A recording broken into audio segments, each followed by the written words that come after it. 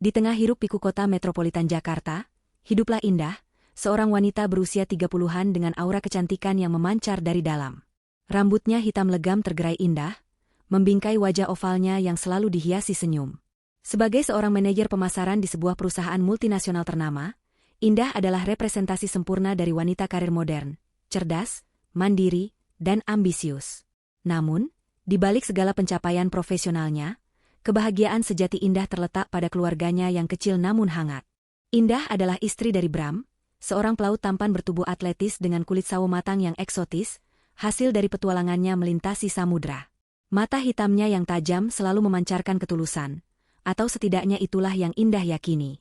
Bram adalah cinta pertama Indah, pria yang telah mengisi hatinya sejak masa kuliah, pria yang selalu ia impikan untuk menjadi ayah dari anak-anaknya. Mereka menikah 8 tahun lalu dalam sebuah upacara sederhana namun penuh cinta, dan sejak itu, hidup mereka terasa seperti dongeng yang menjadi nyata. Buah hati cinta mereka adalah Putri, seorang gadis kecil berusia 5 tahun dengan rambut sebahu yang bergelombang dan mata bulat besar yang diwarisi dari sang ibu. Putri adalah permata hati Indah dan Bram. Tawa riangnya adalah melodi terindah di rumah mereka yang nyaman di pinggiran Jakarta. Setiap pagi, Indah akan selalu menyempatkan diri mengantar Putri ke taman kanak-kanak, sebelum bergegas ke kantor. Di sore hari, mereka akan menghabiskan waktu bersama, entah itu membaca buku, mewarnai, atau sekadar bercerita tentang hari mereka. Hidup Indah terasa lengkap, harmonis, penuh cinta, dan nyaris sempurna.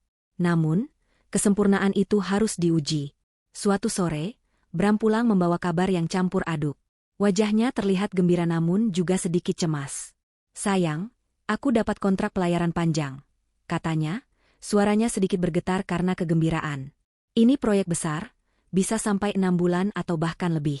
Gajinya lumayan untuk tabungan masa depan Putri." Indah merasakan dadanya berdesir antara bangga dan cemas. Bangga karena suaminya mendapatkan kesempatan sebesar itu, cemas karena harus berpisah dalam waktu yang begitu lama. 6 bulan, ulang Indah, senyumnya sedikit pudar. "Lama sekali, Bram. Bagaimana dengan Putri? Dia pasti akan sangat merindukanmu." Bram segera mendekat, memeluk Indah erat. "Justru itu, sayang. Ini demi Putri juga. Kita bisa menabung lebih banyak untuk sekolahnya nanti, untuk masa depannya. Aku janji akan selalu menghubungi kalian, video call setiap ada sinyal. Waktu akan terasa cepat berlalu." Malam itu, mereka membicarakan segalanya, mulai dari rincian kontrak, persiapan Bram, hingga bagaimana Indah akan mengelola rumah dan Putri sendirian. Indah mencoba tegar, meyakinkan dirinya bahwa ini adalah bagian dari pengorbanan mereka demi masa depan yang lebih baik. Ia melihat kilatan ambisi di mata Bram, ambisi yang sama yang dulu membuatnya jatuh cinta. Hari keberangkatan tiba. Suasana di pelabuhan Tanjung Priok begitu ramai, dipenuhi para pelaut dan keluarga yang saling melepas. Indah datang bersama Putri. Gadis kecil itu menggenggam erat tangan ibunya, sesekali mendongak menatap ayahnya dengan mata berkaca-kaca. Bram berjongkok, memeluk Putri dengan erat. "Putri anak ayah yang kuat. Ya? Ayah pergi kerja sebentar, nanti ayah bawa banyak oleh-oleh. Putri jangan nakal, jaga ibu baik-baik." Putri mengangguk pelan, air matanya menetes. "Ayah jangan lama-lama. Putri kangen ayah." Hati Indah mencelos melihat pemandangan itu. Ia tahu perpisahan ini akan berat. Bram berdiri, lalu memeluk Indah. Pelukan itu begitu erat, seolah ingin menyimpan semua kenangan dalam 6 bulan ke depan. "Jaga diri baik-baik, sayang. Aku akan selalu menghubungimu. Percaya padaku, ya." Indah mengangguk, menahan air mata yang mendesak keluar. "Aku percaya, Bram. Hati-hati di jalan. Kami akan menunggumu pulang." Bram mencium kening Indah dan Putri untuk terakhir kalinya, lalu melambaikan tangan saat ia berjalan menuju kapal besar yang akan membawanya berlayar. Indah dan Putri berdiri di dermaga, memandangi kapal itu perlahan menjauh hingga tak terlihat lagi di cakrawala. Indah memeluk Putri erat, mencoba meyakinkan diri bahwa ini hanyalah perpisahan sementara, sebuah jembatan menuju masa depan yang lebih cerah. Ia tak menyadari, pelukan itu adalah pelukan perpisahan dengan kepercayaannya, pelukan yang menandai awal dari kehancuran yang akan datang, kehancuran yang akan mengubah Indah selamanya. Minggu-minggu pertama berlalu. Indah mencoba membangun kembali rutinitasnya tanpa Bram. Pagi hari, ia akan disibukkan dengan pekerjaan dan mengurus Putri. Sore hari, setelah pulang kerja, ia akan menghabiskan waktu berkualitas dengan Putri, berusaha mengisi kekosongan yang ditinggalkan Bram. Malam harinya, setelah Putri tertidur, Indah akan menghubungi Bram. Komunikasi mereka lancar pada awalnya. Bram selalu antusias bercerita tentang kesibukan di kapal, badai yang mereka hadapi, atau pelabuhan-pelabuhan yang mereka singgahi. Indah mendengarkan dengan seksama, hatinya hangat mendengar suara suaminya. Panggilan video sering mereka lakukan, meskipun dengan sinyal yang kadang putus-putus. Bram akan menunjukkan sedikit bagian dari kabinnya, atau pemandangan laut dari geladak. "Maaf ya, sayang, sinyal di tengah laut kadang memang begini," katanya suatu kali, saat panggilan video mereka terputus di tengah percakapan. Indah memaklumi, ia tahu betul tantangan komunikasi di tengah samudra. Indah berpegang teguh pada janji-janji Bram. Ia percaya sepenuhnya bahwa suaminya bekerja keras demi mereka, demi masa depan Putri. Ia bahkan seringkali merasa bersalah jika kadang-kadang timbul sedikit rasa curiga ketika Bram sulit dihubungi, atau ketika alasannya terdengar sedikit aneh. Mungkin dia memang sibuk, pikir Indah. Atau mungkin perbedaan zona waktu membuat komunikasi jadi lebih sulit. Ia selalu berusaha berpikir positif, menyingkirkan setiap benih keraguan yang mulai tumbuh di hatinya, tak ingin merusak kebahagiaan semu yang ia bangun sendiri.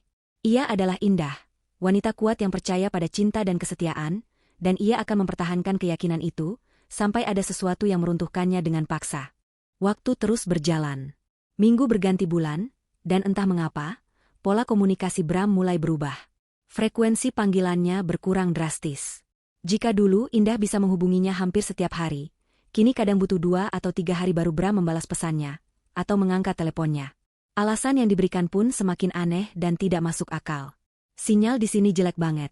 Sayang, kapal kami masuk daerah terpencil."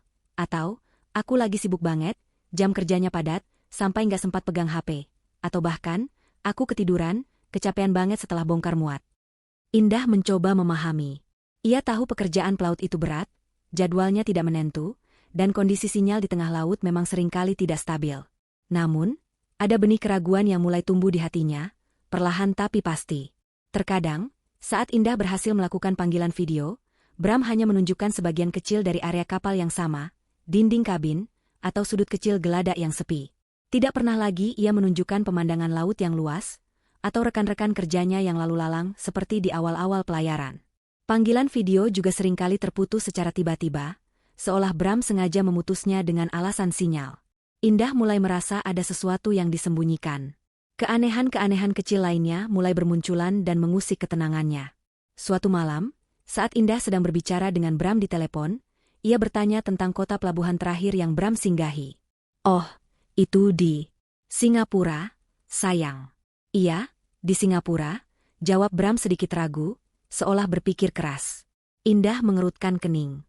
Bukankah minggu lalu Bram bilang ia baru saja dari Hong Kong? Dan bukankah rute kapalnya ke arah barat, bukan timur? Indah berusaha mengusir pikiran buruk itu. Mungkin dia salah ingat, atau aku yang salah dengar, pikirnya. Keanehan lain terjadi ketika suatu kali, dalam panggilan telepon malam hari, Indah mendengar suara aneh di latar belakang telepon Bram. Bukan suara mesin kapal, deburan ombak, atau suara rekan kerja. Itu adalah suara tawa perempuan yang samar, lalu disusul alunan musik yang lembut, mirip musik lounge atau kafe.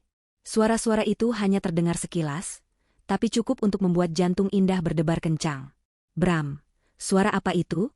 Kok seperti ada musik dan suara perempuan?" tanya Indah, berusaha menahan suaranya agar tidak terdengar curiga. Bram terdiam sejenak. "Oh, itu radio, sayang. Temanku lagi dengar radio di kabin sebelah. Biasa, biar nggak bosan." Suara perempuan itu mungkin dari acara di radio. Ia tertawa kecil, tawa yang terdengar sedikit dipaksakan di telinga Indah. Indah tidak terlalu yakin dengan penjelasan itu, tapi ia tidak punya bukti untuk membantah. Keraguan itu semakin membesar ketika suatu siang, Indah menerima pesan misterius di media sosial. Pesan itu datang dari akun anonim yang tidak dikenal. Isi pesannya pendek, namun cukup membuat darah Indah berdesir dingin. "Hati-hati dengan suamimu, dia tidak seperti yang kamu kira." Pesan itu disertai sebuah foto buram. Foto itu terlihat seperti diambil dari kejauhan, di sebuah tempat yang terang benderang. Indah memperbesar foto itu, mencoba memperjelasnya. Meskipun buram, Indah bisa melihat siluet seorang pria yang sangat mirip dengan Bram, sedang berdiri sangat dekat dengan seorang wanita. Mereka tampak berpegangan tangan. Indah merasakan seluruh tubuhnya menegang. Siapa ini? Mungkinkah ini hanya orang iseng? Atau Indah mencoba menenangkan dirinya. Ini pasti ulah orang yang iri, gumamnya. Ada banyak orang iseng di media sosial. Lagi pula, fotonya sangat buram, bisa saja itu bukan Bram. Atau kalaupun itu dia, mungkin hanya teman lama atau rekan kerja. Ia menghapus pesan itu, berusaha keras mengabaikannya, menganggapnya hanya angin lalu yang mencoba mengganggu ketenangan rumah tangganya. Namun, benih kecurigaan itu kini sudah tertanam. Setiap kali Bram sulit dihubungi, setiap kali ia memberikan alasan yang meragukan, setiap kali panggilan video terputus tiba-tiba, dan setiap kali Indah teringat suara tawa perempuan di telepon, pesan misterius itu kembali terngiang. Indah mulai merasa tidak nyaman. Ada sesuatu yang tidak beres. Firasat seorang istri tidak pernah bohong, dan firasat Indah kini berteriak memperingatkannya. Meskipun ia berusaha keras untuk tetap berpikiran positif, ada bagian dari dirinya yang tahu, jauh di lubuk hatinya, bahwa badai yang jauh lebih besar sedang menunggunya di depan. Udara di Jakarta terasa begitu terik hari itu, seolah ikut merasakan suhu hati Indah yang mulai membara oleh keraguan. Indah baru saja kembali dari menjemput Putri di sekolah, pikirannya masih dipenuhi bayangan foto buram dari pesan anonim itu. Ia mencoba meyakinkan dirinya bahwa itu hanya halusinasi, sebuah ketakutan yang mengada-ada. Namun, firasat buruk terus menghantuinya. Saat ia sedang menyiapkan makan malam, ponselnya berdering. Nama Citra muncul di layar. Citra adalah teman lamanya sejak SMA, yang kini tinggal di Bali. Mereka jarang sekali berkomunikasi, hanya sesekali berinteraksi di media sosial. Indah mengangkat telepon dengan sedikit heran. "Halo, Citra? Tumben telepon?" sapa Indah, berusaha terdengar ceria. "Indah, apa kabar? Lama banget ya nggak ngobrol." Suara Citra terdengar antusias. Aku mau cerita nih, tapi jangan kaget ya." Jantung Indah mulai berdegup kencang. Firasatnya menjerit. "Ada apa, Cit? Cerita aja." "Gini, aku lagi di Desagara Resort, ada acara kantor. Nah, tadi siang pas lagi di kolam renang, aku kayak lihat orang yang familiar banget, mirip banget sama suamimu, Bram." Citra bercerita dengan nada penasaran yang bercampur sedikit kebingungan. Tangan Indah yang sedang memotong sayur mendadak berhenti. "Bram? Nggak mungkin, Cit. Bram lagi di kapal, pelayaran panjang. Mungkin kamu salah lihat orang." Suaranya terdengar tercekat. "Nah itu dia. Aku juga mikirnya gitu awalnya, makanya aku diam-diam foto. Mau mastiin kalau aku nggak salah lihat. Dan jujur, Indah, dia mesra banget sama cewek di sebelahnya. Kayak pasangan lagi liburan romantis gitu. Aku langsung kepikiran kamu." Citra berhenti sejenak, mungkin merasakan perubahan nada bicara Indah. "Aku nggak mau nuduh apa-apa ya, Indah. Cuma, aku kirim fotonya ke kamu ya. Kamu lihat sendiri aja." Tangan Indah gemetar saat ia meletakkan pisau dan meraih ponselnya. Tidak lama kemudian, sebuah notifikasi masuk. Sebuah foto. Indah membuka aplikasi perpesanan. Dan di sanalah, di layar ponselnya, terpampang nyata sebuah foto yang jauh lebih jelas dari yang sebelumnya. Foto itu menunjukkan Bram, suaminya, duduk di tepi kolam renang Infinity dengan pemandangan laut yang memesona. Ia mengenakan celana pendek santai, tubuhnya tampak lebih bugar dan berwarna kecoklatan daripada biasanya. Di sampingnya, seorang wanita berparas cantik dengan bikini minim tersenyum, manja sambil menyandarkan kepalanya di bahu Bram. Tangan Bram melingkar di pinggang wanita itu, ibu jarinya mengelus lembut kulit telanjang sang wanita. Keduanya tertawa lepas, terlihat sangat bahagia dan tanpa beban. Tidak ada sedikit pun jejak lelah seorang pelaut yang baru saja berbulan-bulan di laut. Yang ada hanyalah kebahagiaan sepasang kekasih yang sedang menikmati liburan mewah. Hati Indah syok, remuk redam, hancur berkeping-keping. Darah seolah berhenti mengalir di seluruh tubuhnya. Ponselnya nyaris terjatuh dari tangannya yang lemas. Dunia serasa runtuh dalam sekejap mata. Semua kebohongan, semua alasan sinyal jelek, semua cerita tentang kesibukan di kapal, semua itu sekarang tampak begitu jelas sebagai topeng. Ia tidak bisa lagi menyangkal. Wajah itu adalah wajah Bram yang begitu ia kenal, wajah yang sama yang ia cium sebelum keberangkatan, wajah yang sama yang ia tunggu setiap malam di video call. Dan wanita itu adalah Rara. Indah mengenalinya. Rara adalah janda kaya, pemilik butik mewah yang dulu pernah mencoba mendekati Bram secara terang-terangan sebelum Indah dan Bram menikah. Indah bahkan pernah memergoki Rara mencoba mengirimkan pesan genit pada Bram, namun Bram selalu meyakinkan Indah bahwa Rara hanyalah teman biasa, dan ia tidak menanggapi. Indah mempercayainya saat itu. Sekarang, kebenaran itu menghantamnya seperti palu godam. Putri, yang sedang bermain boneka di ruang tamu, datang menghampiri. "Mama, kok diam saja? Mama sakit." Indah tersentak. Ia dengan cepat menyembunyikan ponselnya di belakang punggung, memaksa senyum palsu. "Enggak, sayang. Mama enggak apa-apa. Cuma lagi mikir masakan apa ya yang enak untuk Putri." Putri kembali bermain, namun Indah tidak bisa bergerak. Matanya terpaku pada ponsel, pada foto mengerikan itu. Air mata mulai menggenang di pelupuk matanya. Suaminya, cinta pertamanya, pria yang ia percayai sepenuhnya, telah berbohong. Bukan sekadar berbohong, tapi mengkhianatinya dengan cara yang paling keji, bersenang-senang di resor mewah dengan wanita lain, sementara Indah di rumah mati-matian menjaga Putri dan menanti kepulangannya dengan harapan palsu. Malam itu, setelah Putri tertidur pulas, Indah duduk sendirian di ruang tamu yang gelap, ditemani cahaya rembulan yang masuk dari jendela. Air matanya tak terbendung lagi.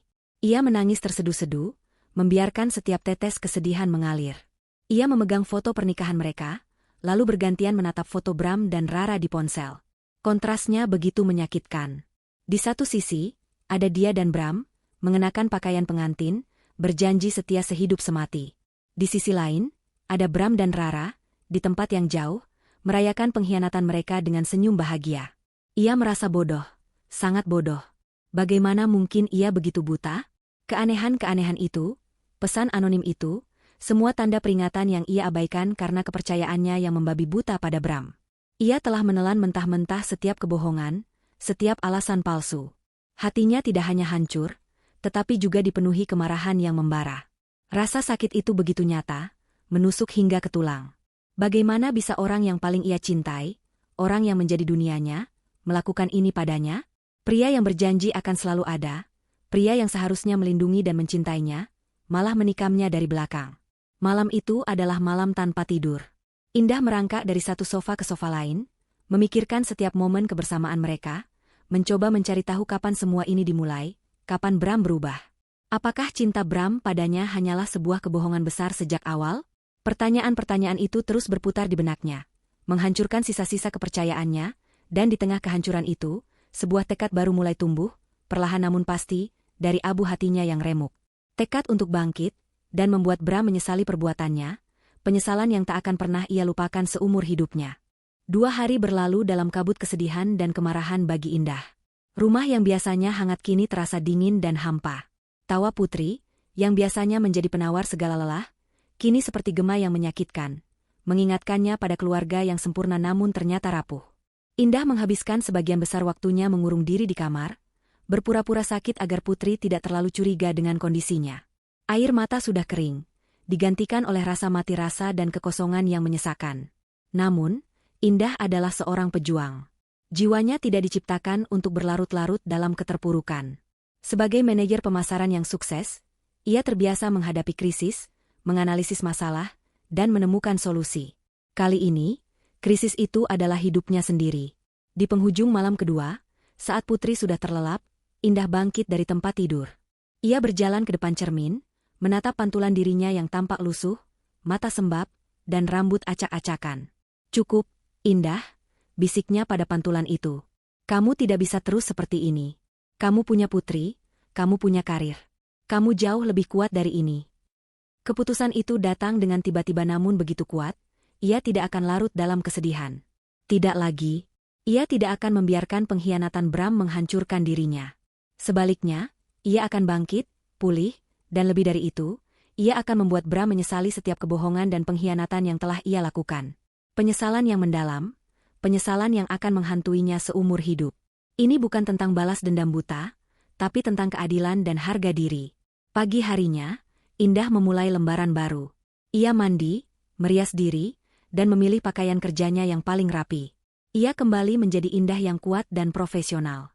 Meski hatinya masih rapuh, wajahnya menunjukkan ketegasan yang baru. Langkah pertama dalam rencananya adalah mengumpulkan bukti. Indah mengambil ponselnya. Pesan dari Citra dengan foto Bram dan Rara di Bali itu adalah permulaan. Ia menyimpannya dengan hati-hati. Kemudian, ia membuka kembali pesan anonim yang dulu ia abaikan. Foto buram itu kini tampak jauh lebih relevan. Ia mencari tahu nama resor di foto Citra, mencoba melihat apakah ada postingan publik atau tagar yang terkait dengan Bram atau Rara di sana. Ia memeriksa akun media sosial Rara, mencari petunjuk apapun, foto perjalanan, check-in, atau interaksi dengan Bram yang mungkin tidak sengaja terekspos. Indah juga memeriksa riwayat panggilan dan pesan Bram. Ia tahu semua alasan yang diberikan Bram, sinyal jelek, sibuk, kecapean, kini terdengar seperti kebohongan belaka. Ia mencoba mengingat setiap detail percakapan mereka, setiap keanehan, setiap suara latar yang janggal. Ia bahkan menelusuri ulang jejak digital Bram, meskipun ia tahu Bram cukup cerdik menyembunyikannya. Setiap potongan kecil informasi itu ia simpan, di-screenshot, dicatat, disusun rapi dalam sebuah folder di laptopnya. Bukti-bukti ini akan menjadi senjata utamanya. Namun, Indah tahu ia tidak bisa melakukan semua ini sendirian. Ia butuh bantuan profesional, seseorang yang cerdas dan bisa dipercaya. Nama Dewi langsung terlintas di benaknya. Dewi adalah sahabatnya sejak masa kuliah, yang kini telah menjadi pengacara muda yang cerdas dan sangat berkompeten, dengan spesialisasi hukum keluarga dan korporat. Dewi adalah orang yang paling tepat. Siang itu, di tengah jam makan siang, Indah menelepon Dewi. Suaranya terdengar tegar, namun Dewi, yang mengenal Indah luar dalam, bisa merasakan getaran kesedihan yang masih tersembunyi. "Dew, bisa ketemu nanti malam? Ada hal penting banget yang mau aku ceritain," kata Indah. Dewi yang peka langsung setuju.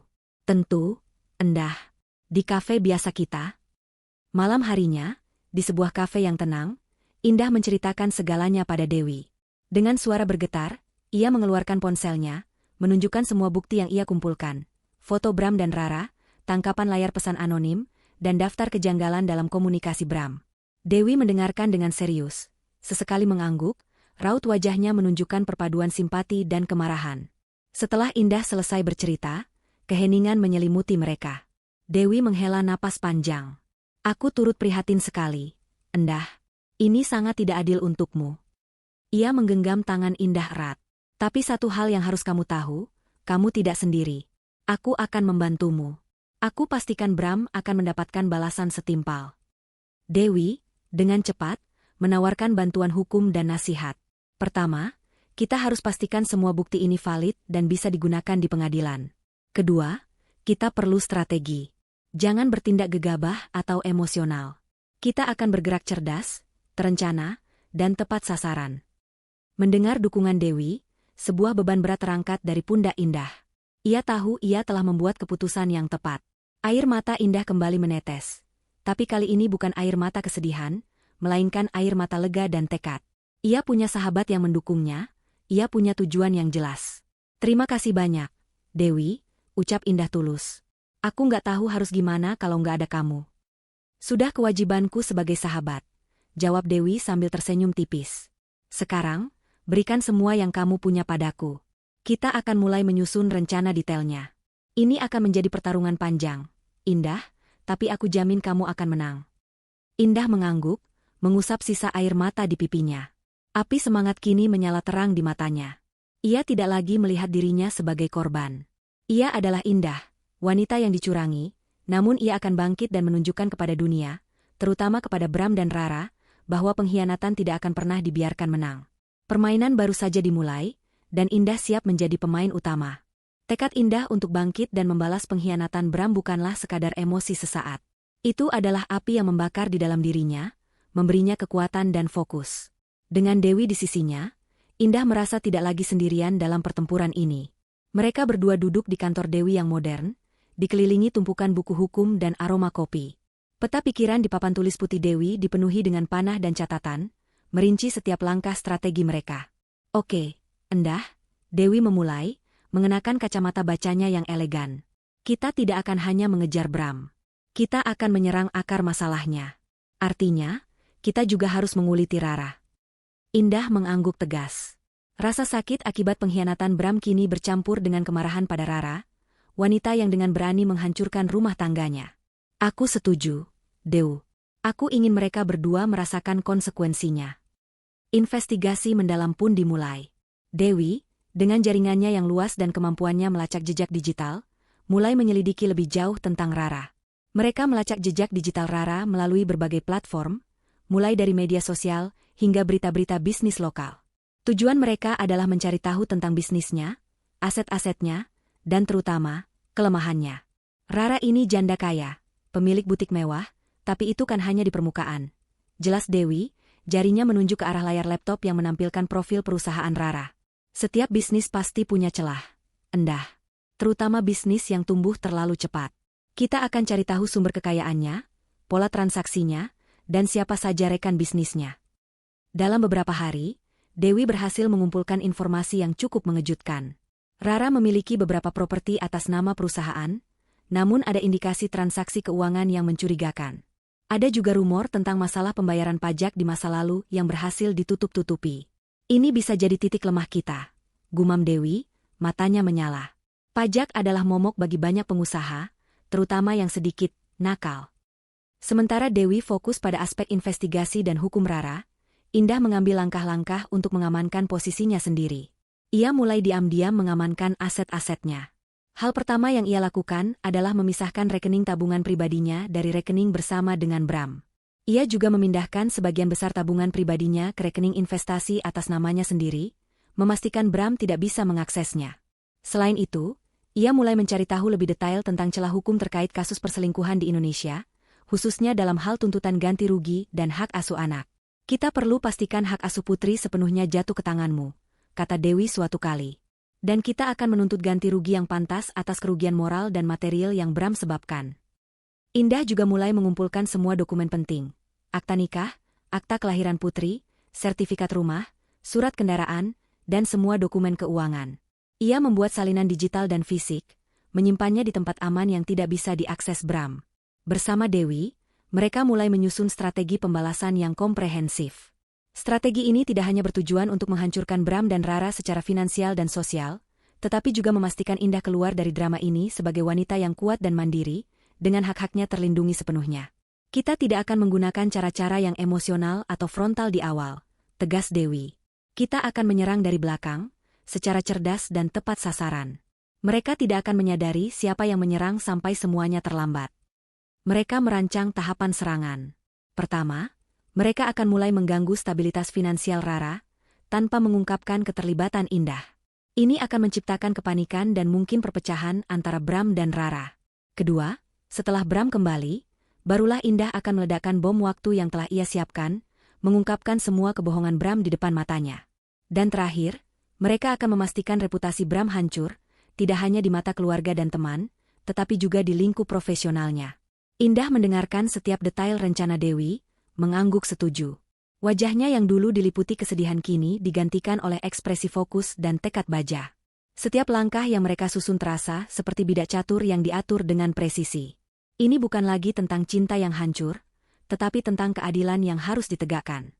Mereka pikir mereka bisa bermain-main dengan hati dan masa depanku, batin Indah, menatap peta pikiran di papan tulis. Aku akan tunjukkan pada mereka siapa Indah sebenarnya.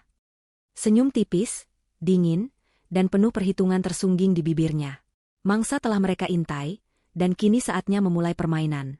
Permainan telah dimulai. Dengan Bram yang masih jauh di laut, dalam ilusi kesetiaan dan kesibukan pelayarannya, dan Rara yang tenggelam dalam kemewahan hasil perselingkuhan, Indah dan Dewi melancarkan pukulan pertama mereka. Ini adalah langkah yang sunyi, tanpa gembar-gembor, namun dirancang untuk menimbulkan riak yang akan berubah menjadi gelombang besar. Dewi, dengan keahliannya di bidang hukum korporat dan jaringan informan yang handal, telah menemukan beberapa kejanggalan dalam laporan keuangan dan transaksi bisnis Rara. Ada dugaan kuat mengenai penggelapan pajak dan praktik keuangan yang kurang transparan dalam beberapa perusahaan Rara, terutama yang terkait dengan impor barang mewah. Bukti-bukti ini, meski belum sepenuhnya solid untuk langsung menyeret Rara ke meja hijau, sudah cukup untuk menarik perhatian pihak berwenang. Kita tidak akan langsung menuntut, Endah, jelas Dewi suatu sore, saat mereka berdua membahas perkembangan ini di sebuah kafe. Itu terlalu frontal. Kita akan kirimkan laporan anonim dengan semua bukti awal ini ke Direktorat Jenderal Pajak, dan juga ke Unit Penyelidikan Keuangan. Fokusnya adalah dugaan dan indikasi, biar mereka yang bergerak. Indah mengangguk, matanya tajam. Jadi, mereka akan mulai diinvestigasi tanpa tahu siapa pelakunya. Tepat sekali, sahut Dewi, tersenyum tipis. Ini akan membuat Rara panik. Dia pasti akan berusaha menutupi jejak, dan itu akan menguras energi, waktu, dan tentu saja, uangnya. Beberapa hari kemudian, laporan anonim yang disusun rapi oleh Dewi, berisi data dan indikasi kuat tentang ketidakberesan finansial Rara, dikirimkan. Tidak butuh waktu lama bagi dampak awal untuk terasa. Kantor Rara mulai didatangi petugas pajak untuk audit mendadak. Beberapa rekan bisnisnya yang sebelumnya dekat, tiba-tiba menjadi menjaga jarak, karena mulai beredar rumor tentang investigasi internal yang melibatkan perusahaan Rara. Proyek-proyek baru yang sedang Rara garap mendadak tertunda, dan beberapa klien besar mulai mempertanyakan kredibilitasnya. Rara, yang terbiasa hidup dalam kemewahan dan tanpa masalah berarti, merasakan tekanan ini untuk pertama kalinya. Ia mulai sering terlihat gelisah, menelepon orang sana-sini, berusaha mencari tahu siapa yang melaporkannya dan bagaimana cara mengatasi masalah ini. Ia memarahi stafnya, menyalahkan para akuntan, namun tidak pernah menyadari bahwa dalang di balik semua ini adalah wanita yang suaminya sedang ia rayu. Bram, yang masih bersama Rara di Bali, mulai merasakan dampak kecilnya. Liburan mewah mereka yang awalnya penuh tawa dan kemesraan, mulai diselingi dengan telepon-telepon panik Rara dan raut wajahnya yang tegang. Bram, yang hidupnya terbiasa diatur dan minim masalah, merasa sedikit terganggu dengan kepanikan Rara. Ia bertanya apa yang terjadi, dan Rara hanya menjawab dengan samar tentang masalah bisnis kecil atau audit rutin. Bram percaya begitu saja, tidak menyadari bahwa masalah kecil itu adalah gelombang pertama dari tsunami yang akan menimpanya juga. Indah tetap diam. Ia memantau berita tentang masalah Rara dari jauh, kadang melalui media online, kadang melalui informasi yang disampaikan Dewi. Setiap kali ia melihat raut panik di wajah Rara dalam sebuah liputan singkat acara sosial, atau mendengar Bram mengeluh tentang Rara yang kini sering murung, ada kepuasan kecil yang merayap di hatinya. Ini bukan balas dendam yang merusak, tetapi keadilan yang mulai bekerja. Saat berkomunikasi dengan Bram, Indah tetap berpura-pura tidak tahu apa-apa. Ia bahkan terkadang mengirimkan pesan-pesan manis, menanyakan kabar Bram, dan mengingatkan Bram untuk menjaga kesehatan. Bram, kamu baik-baik saja kan di sana? Jangan lupa makan ya, sayang. Putri kangen sekali sama ayah, tulis Indah suatu kali, dengan emoji hati yang menipu. Bram, yang merasa bersalah namun terlalu terlena dengan kehidupannya bersama Rara, membalas pesan Indah dengan hangat, tanpa sedikit pun curiga. Iya, sayang. Aku baik-baik saja. Kamu juga jaga diri ya. Nanti kalau sudah pulang, kita jalan-jalan sama Putri. Ia tidak tahu bahwa setiap pesan manis dari Indah adalah belati yang diasah, siap untuk menusuk di waktu yang tepat. Indah bahkan sesekali menelepon Bram, dan di salah satu percakapan itu, Bram mengeluh tentang Rara yang kini sedikit stres karena urusan bisnis. Indah hanya menanggapi dengan nada simpati palsu, hatinya dingin membeku. Indah tahu ini baru permulaan. Ia adalah pemburu yang sabar, mengintai mangsanya dari balik bayangan, membiarkan jebakan pertama bekerja, dan menunggu saat yang tepat untuk meledakkan bom waktu yang sesungguhnya. Penyesalan Bram dan Rara akan terasa lebih manis jika mereka hancur, tanpa menyadari tangan siapa yang mengayunkan palu. Bulan-bulan terasa berlalu begitu lambat bagi Indah, namun sekaligus begitu cepat. Setiap hari adalah latihan kesabaran dan akting. Ia tetap menjaga komunikasi dengan Bram, memainkan peran istri yang setia dan penuh rindu, sementara di balik layar, ia dan Dewi terus mengumpulkan amunisi. Masalah finansial Rara semakin memburuk, investigasi pajak mulai serius, membuat Rara seringkali terlihat murung dan frustrasi, bahkan sesekali ada berita singkat di media daring tentang pengusaha muda yang tersandung masalah. Bram, yang masih berada di pelayaran, sesekali mengeluhkan Rara yang moodi di telepon, tanpa menyadari bahwa itu adalah buah dari tangan Indah. Akhirnya, hari yang ditunggu-tunggu tiba. Setelah berbulan-bulan lamanya, Bram pulang. Indah menerima kabar kepulangan Bram dengan hati yang dingin. Tidak ada gejolak rindu yang dulu selalu menghantamnya setiap kali Bram pergi. Yang ada hanyalah sebuah rencana yang sudah tersusun rapi, siap untuk dieksekusi. Pagi itu, Indah bangun lebih awal. Ia memastikan Putri sudah siap untuk ke sekolah dan sarapan. Putri mau lihat ayah pulang? Tanya Indah, berusaha menampilkan senyum ceria yang entah dari mana datangnya. Putri mengangguk antusias. Mau mama. Putri kangen ayah. Indah mengantar Putri ke sekolah, lalu ia kembali ke rumah untuk melakukan persiapan terakhir. Ia menata rumah seperti biasa, tidak ada yang terlihat aneh. Namun, di meja ruang tamu, di mana biasanya mereka meletakkan majalah atau vas bunga, kali ini Indah menyiapkan kejutan. Ia meletakkan sebuah amplop coklat berukuran sedang. Di dalamnya, ia menumpuk semua bukti, foto-foto Bram dan Rara yang kini dicetak dalam ukuran besar dan berwarna, tangkapan layar percakapan mesra antara Bram dan Rara yang ia dapatkan berkat kejeniusan Dewi dalam retas, beberapa dokumen keuangan Rara yang bermasalah, dan bahkan tiket penerbangan Bram ke Bali yang ia dapatkan dari agen perjalanan langganan Bram. Di atas semua tumpukan bukti itu, Indah meletakkan sebuah foto pernikahan mereka yang sudah sedikit usang, dan di sampingnya, pesan anonim yang dulu ia abaikan, kini dicetak jelas. Indah tidak berteriak. Ia tidak menangis. Ia tidak akan membuang energi untuk adegan drama yang Bram tidak pantas dapatkan. Yang ia inginkan adalah ketenangan yang menghancurkan. Ketegasan yang dingin, menusuk hingga ke jantung. Sore harinya, terdengar suara taksi berhenti di depan rumah. Jantung Indah berdetak lebih cepat. Bukan karena gugup, melainkan antisipasi. Ia mendengar langkah kaki Bram mendekat. Pintu terbuka. "Assalamualaikum." Suara Bram terdengar, sedikit serak namun penuh kegembiraan. "Sayang, aku pulang." Indah muncul dari ruang keluarga. Senyumnya begitu dingin, senyum yang tidak dikenali Bram. Senyum yang menyembunyikan badai. Bram, yang sibuk dengan tas dan koper, tidak menyadari keanehan itu. Wajahnya terlihat letih, dengan janggut tipis dan rambut sedikit gondrong, persis seperti pelaut yang baru saja kembali dari perjalanan panjang. "Bram," sapa Indah pelan, suaranya nyaris berbisik. Bram menjatuhkan koper di lantai dan bergegas memeluk Indah. "Sayang, aku kangen banget sama kamu." Ia memeluk Indah erat, mencium keningnya. Indah membiarkan dirinya dipeluk, tidak membalas, tidak menolak. Tubuhnya terasa kaku. Bram menyadari ada yang aneh. "Kamu kenapa, sayang? Sakit?" "Enggak," jawab Indah, lalu menarik diri dari pelukan Bram. Ia menunjuk ke arah meja ruang tamu. "Ada sesuatu yang harus kamu lihat." Bram mengikuti arah pandang Indah. Ia melihat tumpukan amplop coklat di meja. Kerutan di dahinya muncul, bingung. Ia berjalan mendekat, meraih amplop itu, dan mengeluarkan isinya. Reaksi Bram tidak bisa digambarkan dengan kata-kata. Saat tangannya menyentuh tumpukan foto itu, ia langsung mengenali wajahnya sendiri, dan wajah Rara, di tempat yang sangat dikenalnya, kolam renang The Sagara Resort di Bali. Matanya melebar.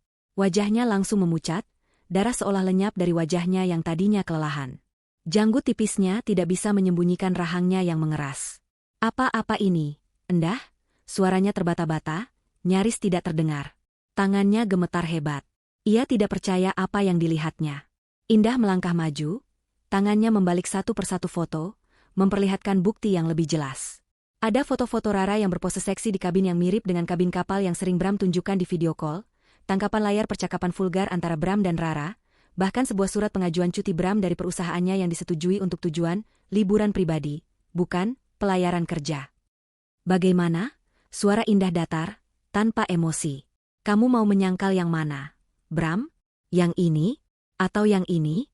Atau yang ini?" Ia menunjuk setiap bukti dengan jari telunjuknya. "Kamu pamit kerja di pelayaran, Bram. Demi masa depan Putri, katamu. Demi kita.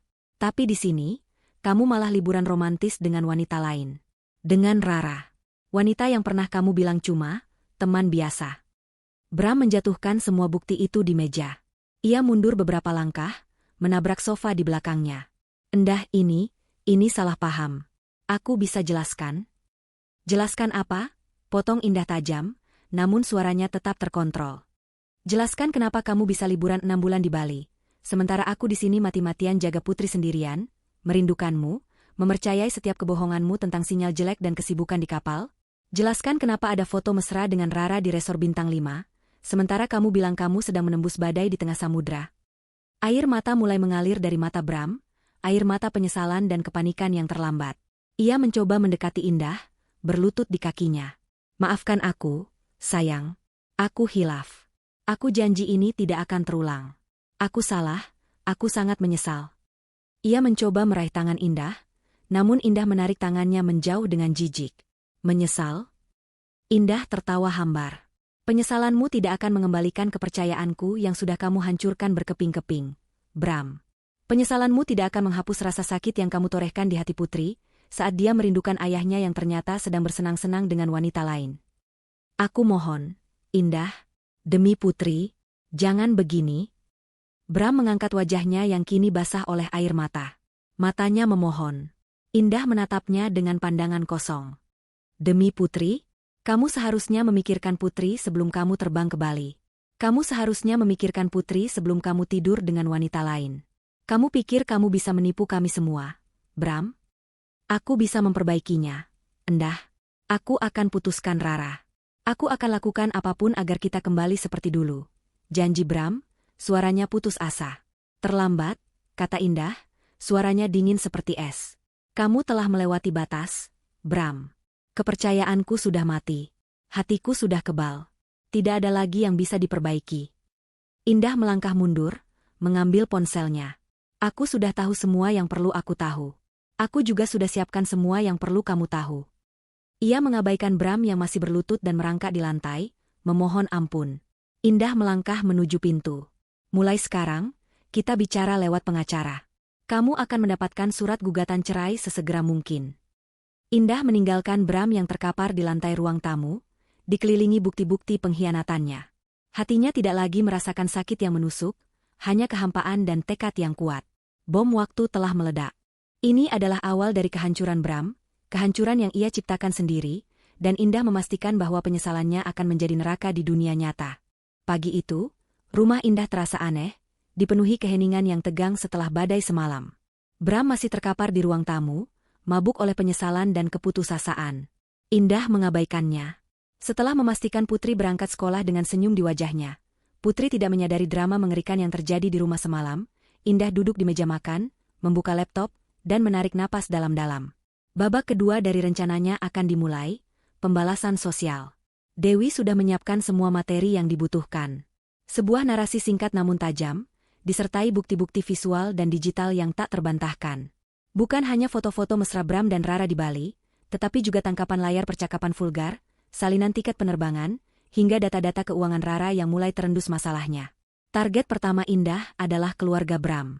Meskipun ia mencintai keluarga Bram, terutama ibu mertuanya yang baik, Indah tahu mereka harus tahu kebenaran. Bukan untuk menyakiti, tapi untuk menunjukkan betapa parahnya pengkhianatan putra mereka. Dengan tangan bergetar, Indah mengirimkan semua bukti itu ke grup chat keluarga besar Bram.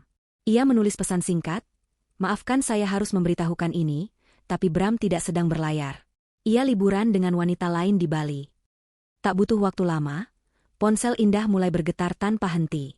Telepon dari ibu mertua, adik ipar, bibi, dan paman Bram. Indah menolak mengangkatnya. Biarkan mereka mencerna sendiri kebenaran pahit itu. Beberapa jam kemudian, ibu mertuanya datang ke rumah, wajahnya pucat pasi, matanya sembab. "Indah, ini tidak mungkin, kan?" Suara ibu Bram bergetar saat melihat Bram yang masih terpuruk di ruang tamu. Indah menatap mertuanya, matanya dingin. Semua bukti sudah ada di tangan ibu. Dia pamit kerja, Bu. Tapi dia bersenang-senang dengan wanita lain. 6 bulan. Indah tidak perlu berkata banyak, kepedihan dan fakta berbicara lebih keras. Reputasi Bram di mata keluarganya, yang selalu bangga dengan pelaut hebat mereka, hancur berkeping-keping. Selanjutnya, giliran teman-teman dekat mereka. Indah memilih beberapa teman yang ia tahu akan sangat terkejut, dan mungkin menyebarkan berita ini lebih luas. Ia mengirimkan bukti-bukti itu secara personal, dengan pesan yang sama singkatnya. Reaksi mereka bervariasi antara terkejut, marah, dan simpati pada Indah.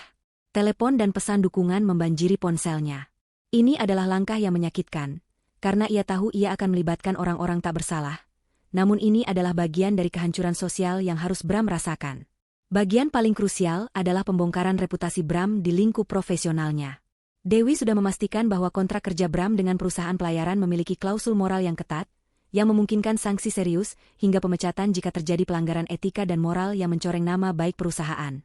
Bram adalah pelaut andalan, namun pengkhianatan ini bisa meruntuhkan segalanya.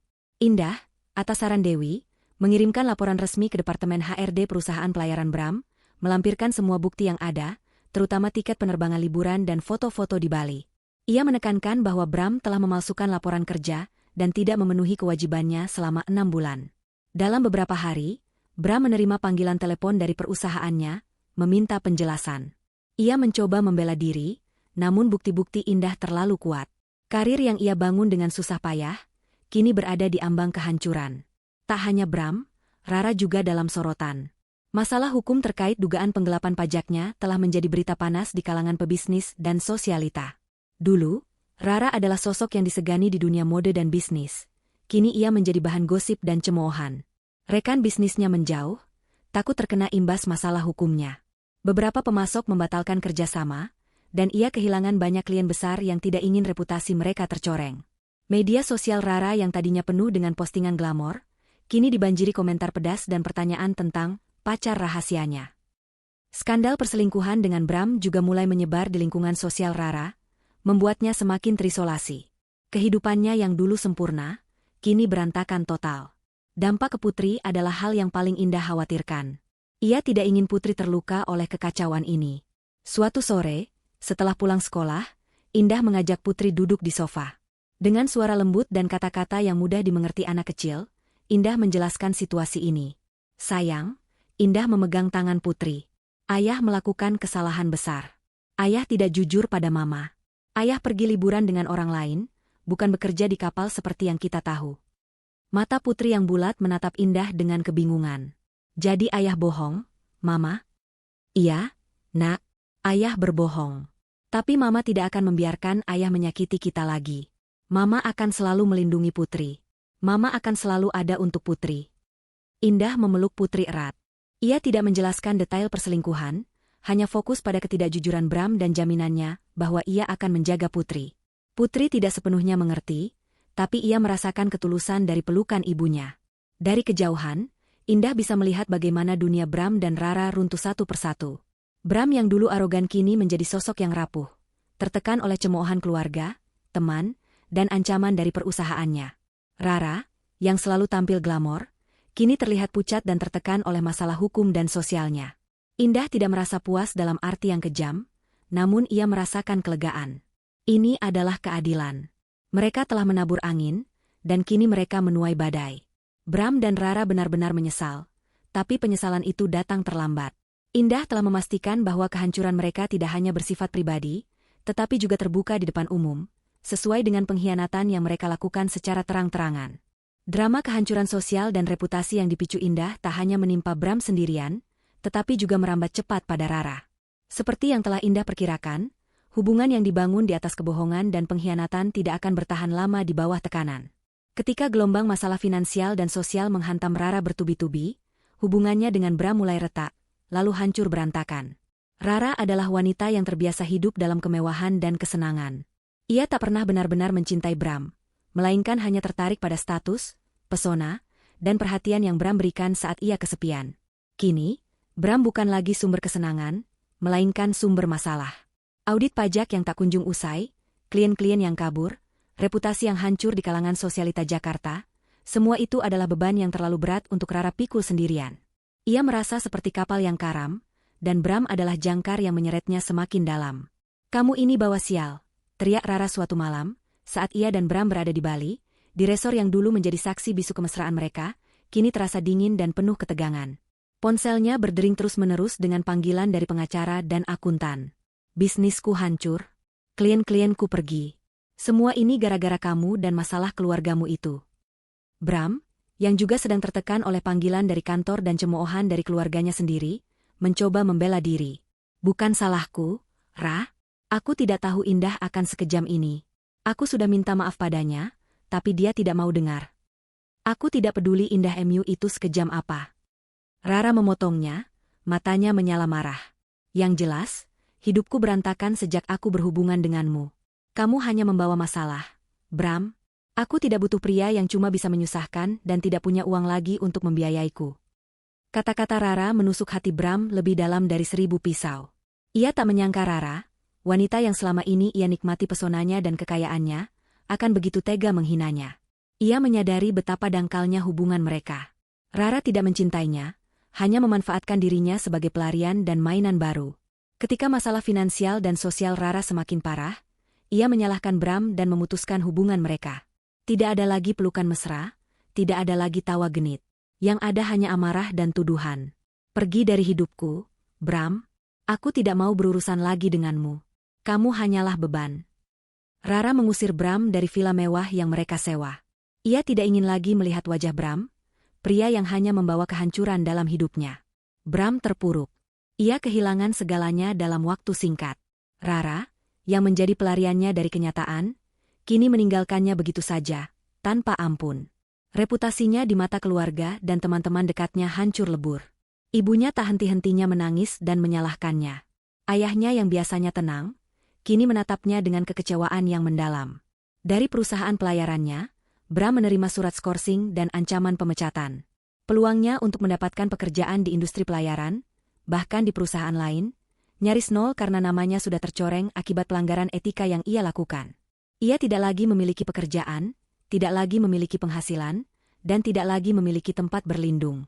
Hidupnya yang dulu tertata rapi, kini berantakan seperti puing-puing. Bram berjalan tanpa arah di jalanan Bali, merasa hampa dan sendirian. Ia merindukan senyum indah, tawa polos putri. Ia merindukan rumahnya yang tenang, kehangatan yang dulu selalu menyambutnya. Ia merindukan hidupnya yang dulu sempurna. Penyesalan itu menghantamnya seperti gelombang pasang, rasa sakit yang luar biasa melumpuhkan setiap sendi tubuhnya. Ia tahu ia telah berbuat kesalahan fatal, kesalahan yang tak bisa ditarik kembali. Ia telah mengkhianati wanita yang tulus mencintainya demi kesenangan sesaat, dan kini ia membayar mahal. Sementara Bram terpuruk dalam kehancuran yang ia ciptakan, Indah, dengan bantuan Dewi, melangkah maju. Pada hari ketiga setelah Bram kembali, saat Bram masih mencoba menata kembali pikirannya yang kalut dan mencoba menghubungi Indah berulang kali. Panggilan yang tidak pernah Indah angkat, Indah mengajukan gugatan cerai. Dewi memastikan semua dokumen telah lengkap. Gugatan cerai tersebut tidak hanya menuntut perceraian, tetapi juga hak asuh penuh atas Putri. Indah tidak akan membiarkan Putri berada dalam lingkungan yang tidak sehat, atau memiliki ayah yang tidak bisa dipercaya. Selain itu, Indah juga menuntut sebagian besar aset bersama sebagai kompensasi atas kerugian material dan imaterial yang telah ia alami akibat pengkhianatan Bram. Ini termasuk rumah, sebagian besar tabungan, dan aset lainnya. Ia juga menuntut nafkah anak yang pantas. Surat panggilan sidang tiba di tangan Bram beberapa hari kemudian. Ia membukanya dengan tangan bergetar, membaca setiap baris dengan putus asa. Ia tahu ini adalah akhir dari segalanya. Indah tidak main-main. Ia telah memutus semua jembatan dan membakar setiap harapan Bram untuk kembali. Bram mencoba menghubungi Indah lagi, memohon untuk bertemu, memohon kesempatan terakhir untuk memperbaiki semuanya. Namun Indah hanya mengirimkan pesan singkat, semua komunikasi akan melalui pengacara saya, Dewi. Di sisi lain, Rara juga menghadapi kenyataan pahit. Butiknya mulai bangkrut, dan aset-asetnya dibekukan untuk penyelidikan pajak. Ia kehilangan teman, uang, dan status sosial. Ia mencoba mencari dukungan dari teman-temannya yang dulu selalu ia traktir, namun tak ada satupun yang bersedia membantunya. Ia sendirian. Hidupnya yang dulu penuh cahaya kini gelap gulita. Bram dan Rara, dua orang yang pernah bersenang-senang di atas penderitaan Indah, kini sama-sama terjebak dalam neraka penyesalan. Mereka kehilangan satu sama lain, kehilangan reputasi, kehilangan harta, dan kehilangan arah hidup. Penyesalan itu nyata, menggerogoti mereka dari dalam, namun sudah terlambat. Indah telah memastikan bahwa mereka akan merasakan harga sebenarnya dari pengkhianatan. 6 bulan kemudian, di sebuah ruang sidang Pengadilan Agama Jakarta Selatan yang tampak kaku dan formal, suasana terasa begitu tegang. Aroma antiseptik dan kertas-kertas lama memenuhi udara, menjadi latar belakang bisu bagi drama hukum yang akan segera dimainkan. Ini adalah hari sidang perceraian antara Indah dan Bram. Indah duduk tegak di kursi penggugat, mengenakan setelan blazer hitam yang elegan. Wajahnya tenang, memancarkan ketenangan yang dingin, seolah tak ada gejolak badai di dalam dirinya. Di sampingnya, Dewi berdiri kokoh, siap menghadapi segala kemungkinan. Dewi tampak profesional dengan setelan serba gelapnya, tumpukan berkas di tangannya adalah senjata paling ampuh. Tatapannya tajam, mencerminkan kepercayaan diri dan tekad untuk memenangkan kasus ini demi sahabatnya. Di seberang ruangan, duduklah Bram. Ia terlihat sangat berbeda dari Bram yang dulu. Wajahnya kini kuyu, tatapan matanya kosong, dan tubuhnya terlihat lebih kurus. Aura tampan dan kepercayaan dirinya telah sirna, digantikan oleh keputusasaan dan penyesalan yang mendalam. Ia ditemani oleh seorang pengacara yang tampak muda dan kurang berpengalaman, yang sesekali melirik Bram dengan ragu. Proses perceraian berjalan panas. Pengacara Bram memulai dengan mencoba menyangkal tuduhan perselingkuhan, berdalih bahwa itu hanya kesalahpahaman dan Bram sedang dalam perjalanan dinas yang tidak biasa. Ia mencoba membangun narasi bahwa Bram adalah korban kesalahpahaman, dan semua bukti itu bisa dijelaskan. Bram sendiri berusaha memberikan kesaksian dengan suara bergetar, memohon pengampunan di hadapan majelis hakim, dan mencoba meyakinkan bahwa ia sangat menyesali perbuatannya dan ingin kembali kepada Indah dan Putri. Namun, bukti-bukti Indah sangat kuat, tak terbantahkan. Dewi berdiri dan mempresentasikan setiap potongan bukti dengan lugas dan meyakinkan. Ia memproyeksikan foto-foto mesra Bram dan Rara di balik layar besar, memperlihatkan tiket penerbangan dan slip cuti Bram yang menunjukkan tujuan liburan, bukan pekerjaan. Ia menunjukkan transkrip percakapan digital antara Bram dan Rara yang vulgar dan penuh kemesraan. Tak hanya itu, Dewi juga menyertakan laporan kepolisian terkait masalah finansial Rara yang kini telah memasuki tahap penyelidikan resmi, mengaitkan Bram dalam narasi kehancuran moral dan etika. Yang mulia majelis hakim, ujar Dewi dengan suara lantang dan jelas, tergugat telah dengan sengaja melakukan pengkhianatan yang sistematis. Ia memalsukan tujuan kepergiannya, berbohong kepada istri sah dan anaknya, hanya untuk bersenang-senang dengan wanita lain. Bukti-bukti yang kami ajukan bukan sekadar indikasi, melainkan fakta yang tak bisa dibantah. Tindakan ini tidak hanya merusak ikatan pernikahan, tetapi juga merendahkan martabat penggugat dan melukai psikologis seorang anak di bawah umur. Pengacara Bram mencoba interupsi, namun Dewi dengan cepat menepisnya dengan argumen hukum yang solid. Indah, selama Dewi berbicara, menatap Bram. Ada ketenangan yang menakutkan di matanya. Ia tidak lagi merasakan amarah yang membakar, hanya kelegaan bahwa kebenaran akhirnya terungkap di hadapan hukum. Beberapa kali sidang diadakan, dengan saksi-saksi dari pihak Indah, termasuk beberapa teman dekat yang bersedia memberikan kesaksian tentang perubahan sikap Bram dan informasi yang mereka terima. Bahkan, ada seorang mantan rekan kerja Bram dari perusahaan pelayaran yang bersedia memberikan kesaksian bahwa Bram tidak pernah terdaftar dalam daftar awak kapal yang berlayar ke rute yang ia klaim. Dewi sebagai pengacara Indah tampil gemilang, ia tidak hanya mengandalkan emosi, tetapi juga hukum dan fakta, membongkar setiap alibi Bram dengan detail yang mematikan. Pihak Bram semakin terpojok. Mereka tidak memiliki argumen kuat untuk membantah bukti-bukti yang sangat konkret. Bram sendiri tampak semakin putus asa, menyadari bahwa ia tidak bisa lagi membohongi siapapun. Akhirnya, tiba hari pembacaan keputusan pengadilan. Hakim ketua membacakan putusan dengan suara tegas. Pengadilan memutuskan Bram bersalah atas perselingkuhan dan mengakibatkan keretakan rumah tangga yang tidak dapat diperbaiki. Semua tuntutan Indah dikabulkan. Berdasarkan bukti-bukti yang sah dan kuat yang diajukan penggugat, Hakim Ketua membacakan, Majelis Hakim memutuskan mengabulkan gugatan cerai penggugat, Ibu Indah Permata. Hak asuh anak, Putri Anindita, sepenuhnya jatuh kepada Ibu Indah Permata. Serta, penggugat diberikan hak atas sebagian besar aset bersama yang telah diusulkan, sebagai kompensasi atas kerugian material dan imaterial yang diderita akibat tindakan tergugat. Palet hukum diketuk. Indah resmi bercerai. Seketika itu, air mata menetes dari mata Indah, tapi kali ini adalah air mata kelegaan yang luar biasa. Ia tidak lagi terikat pada Bram, pada kebohongan dan pengkhianatan itu. Ia bebas. Dewi memegang tangannya erat, tersenyum bangga. Kemenangan ini adalah hasil kerja keras dan tekad kuat Indah. Di sisi lain, Bram merosot di kursinya. Putusan itu adalah pukulan telak yang mengakhiri segalanya. Ia kehilangan Indah, ia kehilangan Putri, dan ia kehilangan aset-asetnya. Karirnya di perusahaan pelayaran juga telah berakhir. Ia dipecat tidak hormat setelah skandal ini mencuat. Sementara itu, Rara dan Bram menghadapi konsekuensi penuh dari perbuatan mereka, baik secara hukum, finansial, maupun sosial. Rara dinyatakan bersalah atas penggelapan pajak dan aset-asetnya disita, butiknya bangkrut total, dan ia menghadapi tuntutan pidana yang serius. Ia menjadi paria di kalangan sosialita, namanya tercoreng selamanya. Bram, tanpa pekerjaan, tanpa rumah, dan tanpa uang, terpaksa harus tinggal menumpang di rumah orang tuanya yang kini menatapnya dengan kecewa dan malu. Mereka berdua benar-benar menyesal dan terpuruk. Penyesalan itu terpampang jelas di wajah mereka, pahit dan tanpa harapan. Mereka telah membayar harga yang jauh lebih mahal daripada sekadar kesenangan sesaat. Indah telah membuktikan bahwa keadilan, pada akhirnya, akan menemukan jalannya, dan penyesalan adalah harga yang harus dibayar, kadangkala, dengan kehancuran total. 1 tahun berlalu sejak palu pengadilan diketuk, mengakhiri babak paling menyakitkan dalam hidup Indah. Rumah yang dulu dipenuhi bayangan pengkhianatan kini terasa lapang, diisi tawa Putri dan energi positif yang dipancarkan Indah. Ia berdiri di depan jendela kamarnya, menatap pemandangan kota Ungaran yang asri di pagi hari, secangkir teh hangat mengepul di tangannya. Senyum tipis terukir di bibirnya, bukan lagi senyum dingin penuh perhitungan, melainkan senyum tulus seorang wanita yang telah menemukan kembali kedamaian.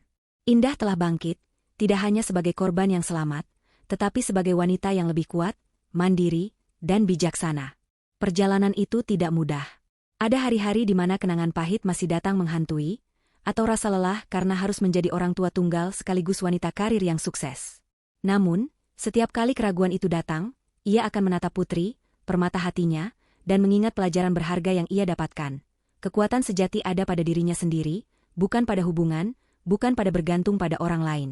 Ia belajar untuk mencintai dirinya sendiri terlebih dahulu, untuk menghargai integritas dan harga dirinya di atas segalanya.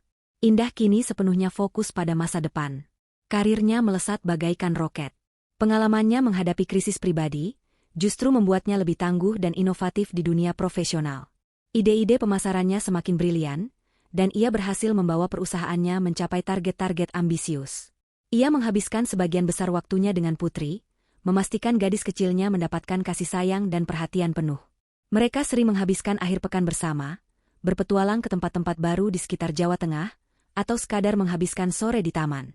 Putri tumbuh menjadi anak yang ceria dan cerdas, memahami bahwa meskipun ayahnya tidak ada, ibunya adalah segalanya baginya. Indah juga belajar untuk membangun kembali kehidupannya secara sosial. Hubungannya dengan Dewi semakin erat. Dewi bukan hanya sahabat tapi juga pilar kekuatannya. Mereka sering bertemu untuk sekadar mengobrol santai, atau berbagi tawa yang dulu sempat hilang. Indah juga mulai membuka diri pada pertemanan baru, menjalin koneksi dengan wanita-wanita hebat lainnya yang menginspirasinya. Sementara itu, berita tentang Bram dan Rara sesekali sampai ke telinga Indah, namun kini ia menerimanya tanpa gejolak emosi. Bram, setelah dipecat dari perusahaannya, kesulitan mencari pekerjaan di industri pelayaran. Reputasinya yang hancur membuatnya sulit diterima dimanapun. Ia terpaksa bekerja serabutan, tinggal di rumah orang tuanya, dan menghadapi cemoohan serta penyesalan yang tak berujung.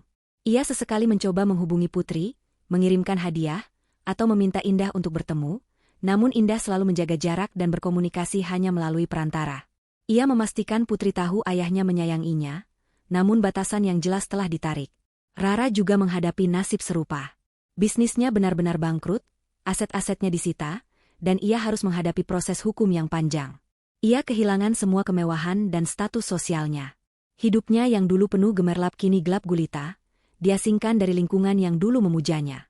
Mereka berdua, Bram dan Rara, benar-benar menyesal dan terpuruk, sebuah konsekuensi nyata dari pengkhianatan yang mereka lakukan.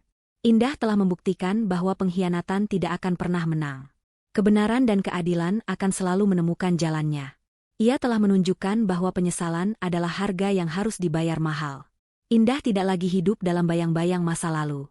Ia telah memaafkan, bukan untuk Bram, tapi untuk dirinya sendiri, untuk membebaskan hatinya dari belenggu amarah. Ia menatap masa depan dengan optimisme yang baru. Indah tahu hidup mungkin masih menyimpan tantangan, namun ia percaya diri bahwa ia akan mampu menghadapinya. Mungkin di suatu hari nanti, cinta yang lebih tulus dan pantas akan datang mengetuk pintu hatinya. Tapi untuk saat ini, kebahagiaan Indah terletak pada Putri, pada karirnya, dan pada dirinya sendiri. Ia telah membangun kembali hidupnya dari puing-puing, menjadi versi terbaik dari dirinya. Ini bukan akhir. Ini adalah babak baru yang penuh harapan dan kekuatan.